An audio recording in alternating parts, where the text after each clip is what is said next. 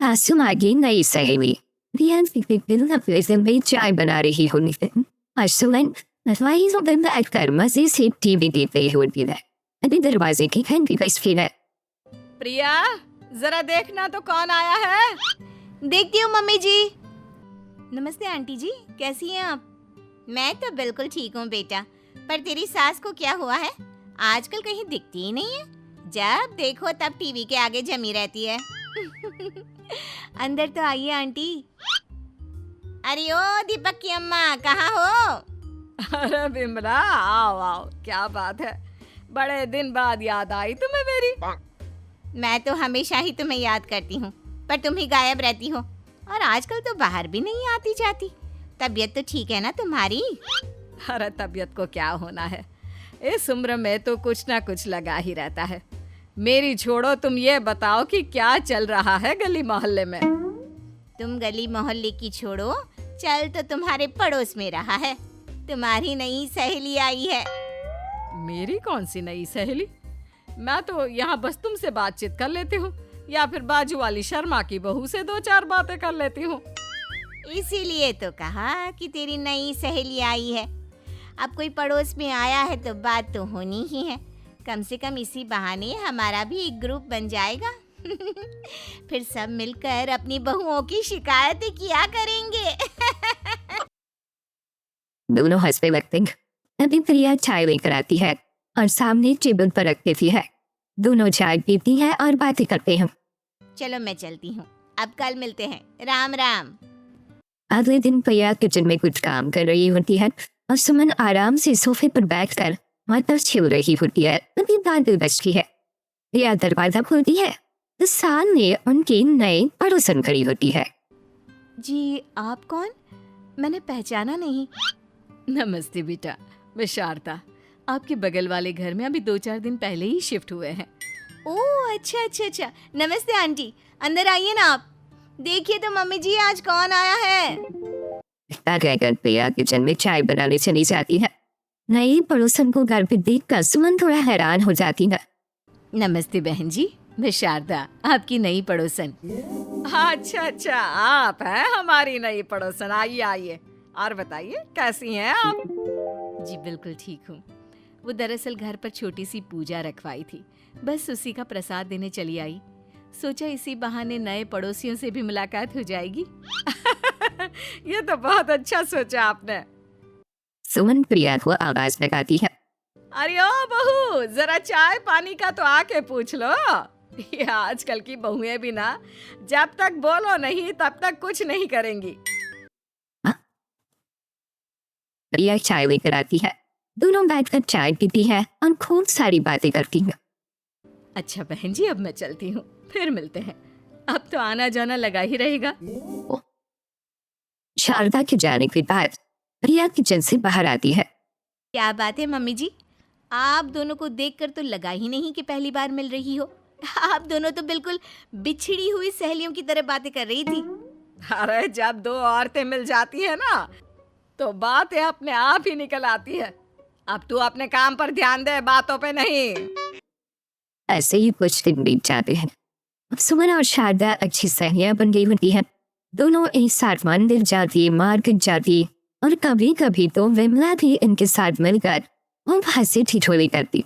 एक शाम तीनों बैठकर सुमन के घर पर चाय पी रही होती है कि कभी बहुत तेज बारिश शुरू हो जाती है। सुमन जोर से प्रिया को आवाज लगाती है।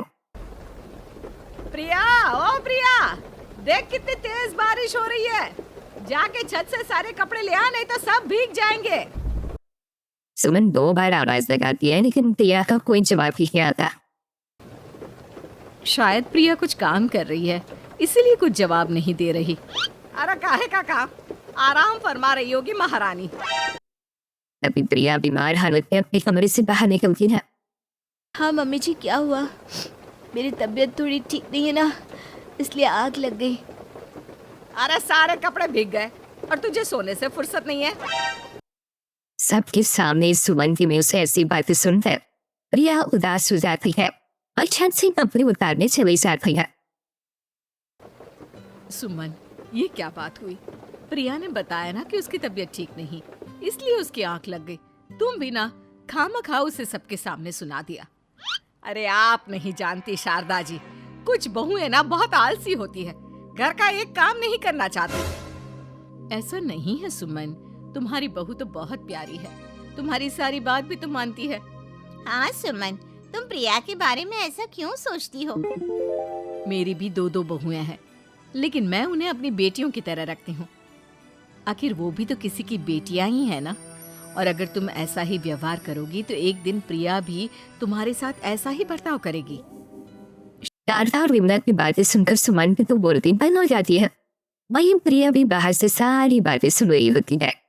अरे मैं कोई उसकी दुश्मन थोड़ी ना हूँ, मैं भी उसकी माँ हूँ, लेकिन कभी कभी सास बनना पड़ता है, नहीं तो बहुएं हाथ से निकल जाती है। देखो सुमन, ये सब सोच का फर्क है। अगर तुम ये सोचोगी तो कभी प्रिया को अपनी बेटी नहीं बना पाओगी। इतना कहकर शारदा और विमला वहां से चली जाती है और सुमन अकेले बैठकर उनकी बातें सोचने लगती है। अगले दिन प्रिया और दीपक अपने कमरे में बैठकर बात कर रहे होते हैं और सुमन उनके कमरे के बाहर कुछ काम कर रही होती है और उन दोनों की बातें सुन लेती है। दीपक, तुम्हें पता है हमारे पड़ोस में जो शारदा आंटी है ना, बहुत अच्छी हैं। अच्छा, ऐसा क्या हो गया जो तुम्हें वो इतनी अच्छी लगने लग गई? कुछ खास नहीं, बस कल जब मम्मी जी मुझे सबके सामने सुना रही थी तो शारदा आंटी ने मेरा साथ दिया। मैं तो सच में हैरान ही रह गई थी जब उन्होंने मम्मी जी को मुझसे ऐसा बर्ताव करने के लिए मना किया। अच्छा, फिर क्या हुआ? होना क्या था, शारदा आंटी तो मम्मी जी को समझा ही रही थी कि बहू को भी बेटी की तरह ही रखना चाहिए, लेकिन मम्मी जी तो मम्मी जी है ना, उन्हें तो मुझ में हमेशा कमी ही दिखती है। काश मुझे भी शारदा आंटी जैसी सास मिली होती जो मुझे भी अपनी बेटी जैसी समझती। सुमन ये सब सुनकर बहुत उदास हो जाती है और वहां से चली जाती है। प्रिया की बातें सुमन के कानों में बार बार गूंज रही थी। उसे बहुत शर्मिंदगी महसूस हो रही थी कि उसने प्रिया के साथ बहुत गलत किया है। अगले दिन सुमन शारदा और विमला को बुलाती है। क्या बात है सुमन, आज तूने ऐसे अचानक क्यों बुलाया? सब ठीक तो है ना? हाँ हाँ, सब ठीक है, तुम दोनों बैठो तो सही। तब तक दीपक और उसके पापा भी आ जाते। प्रिया, तुम भी आ जाओ। क्या हुआ मम्मी जी, आपने बुलाया? हाँ प्रिया बेटा, मैं आज सबके सामने तुमसे माफी मांगना चाहती हूँ। मैंने आज तक तुम्हारे साथ बहुत बुरा व्यवहार किया है, लेकिन तुमने कभी भी मेरे साथ बुरा बर्ताव नहीं किया। मुझे अपनी गलती का एहसास हो गया है, हो सके तो मुझे माफ कर देना। प्रिया अपनी सास की बातें सुनकर हैरान हो जाती है।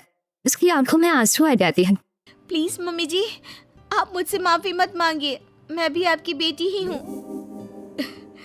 वैसे एक थैंक यू तो मेरी नई सहेली को भी बनता है, जिसकी वजह से मुझे मेरी गलती का एहसास हुआ। शारदा बहन, आपका बहुत बहुत शुक्रिया जो आपने मेरी आंखें खोल दी। अरे क्या सुमन, तुम भी ना? तो फिर इसी बात पर चाय और पकोड़े हो जाए। हाँ हाँ, क्यों नहीं।